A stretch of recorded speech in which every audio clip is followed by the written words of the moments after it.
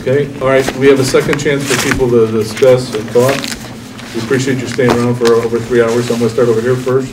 Anybody want to speak over here? Over here? Please state your name and town. Hi, my name is Jerry Butterman from Riverside. I have one point, but first I'd like to thank this board. It's really been refreshing the last several months to watch the changes. I know the meetings have gone long. It's very interesting to watch how you'll debate the accounting issues, the finer points of the contract. Watching the exchanges amongst the members is very gratifying to watch. I feel as a taxpayer that you guys are in there fighting for the right stuff, and I just wanted to say thank you.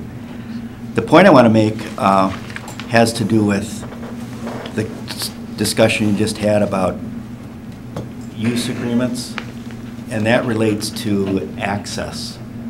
In 2006, I believe it was, there were about 8 of us that served on a committee for the construction, and one of the brightest lawyers, Karen Lang, who was on that committee, felt very strongly about access to this campus. And in fact, the group unanimously agreed, the board I think was unanimous in their approval of the recommendation that all of the construction contracts have background check requirements in them. I think, Laura, you were on the board at the time. Every contractor and every subcontractor that stepped foot on this campus had to be background checked. And as I listened to your discussion about facility use agreements, the same thing comes to mind. In '08, I think it was, a newspaper story revealed that a former coach had been under indictment for a year, the period during which he coached. It caused a lot of embarrassment for the school, a lot of hard feelings amongst people, from teams to everything else. And I think being proactive, you can eliminate the risk of that, as well as protecting the students. So I'm just here to ask that you please consider that issue, the issue of access in any facility use agreement, and the approval of the group and their members. Thank you. Okay. Anybody else want to speak? Yes, ma'am. Please state your name and the town you're living. My name is Deborah Maxwell. I live in Riverside.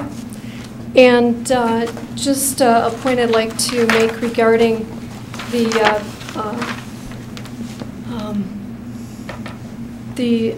stipends and the funding for the clubs.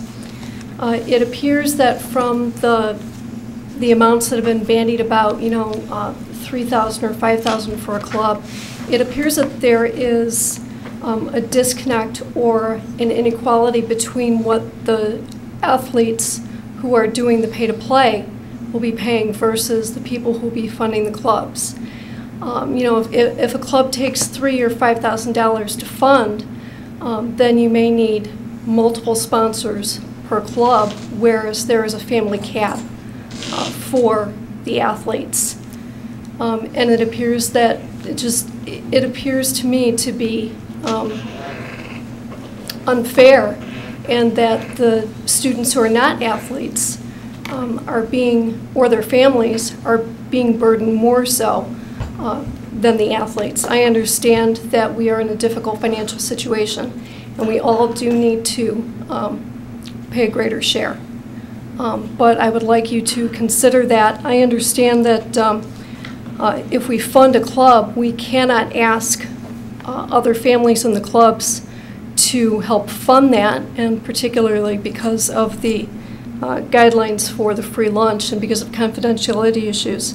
But I was wondering if there might be a mechanism put into the policy similar to the pay-to-play, where other people can help assist in the funding, other people or maybe the kids, but somehow working it along the guidelines of the pay-to-play, where the confidentiality is still kept for the kids who are in the free lunch program. Okay, thank you. Anybody else want to speak? I'd like to speak again. Sure, no problem. Yes, but on 2 points I'd like to comment.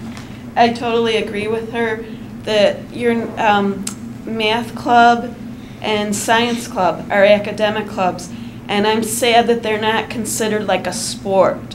Because when you think of it, math team, what muscle do they use? They use the most important muscle in their body, their brain. And they're not even considered on that. They're just, and for those kids to lose out on those two clubs. My daughters were in science and math club, and both times they went to state. Science club came in 4th in state for some, they're individually tested, but they were very high up there. 3 individuals in science club came in, and they don't even go on the marquee. I think it is unfair. The academic clubs are just not treated the same, and I think she brings up an excellent point. If parents, I mean, to fundraise, to get one funder in times so hard as these, that's going to be really hard, and the parents see that club just go out the door. So if parents can help, that's a good way to think of it too. And then I know you're going into closed session, and you're going to talk about the athletic stipends, and I forgot 2 very important points of cross country, and I'm sorry I'm pushing it so hard, but the practices are done in the forest preserves. They take these kids before the meets, because actually their home turf is not even around here, it's out in countryside.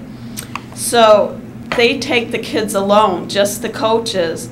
They're taking like 200 kids running in the forest preserve. I cannot see 2 coaches covering that. And then one meet I was at, a girl did fall, hit her head on a rock. She had a concussion for that meet, and so the injuries and the amount of players, it's different than football. Football's all in the stadium, and there's, I mean, tons of people. There's even an ambulance right there and everything, and adults. But when you've got only 2 adults for 200 kids, I hope you think about that and consider it, because they're great kids, and they've done the school. They've by all their I'm sorry, going to state, they come through for us. They make us proud. They're all accomplished, and so consider it. Thank you. Sorry. Anybody else want to speak? All right, seeing none, do I have a motion to go into closed session? Gary? Resolved that the Board of Education Township High School District 2A, Cook County, Illinois enters closed session for the purpose of considering appointment, employment, or dismissal of employees, litigation, collective negotiating matters, and confidentiality of closed session minutes. Have a second? Second by Dan Moon. Mary Ann? Dr. King. Yes. Mr. Miller. Aye. Mr. Walsh. Yes. Mr. Welch. Yes. Mr. Burchett. Yes. Ms. Ruska. Yes. Mr. Singh. Yes, we'll be starting at 10:25. We can stay.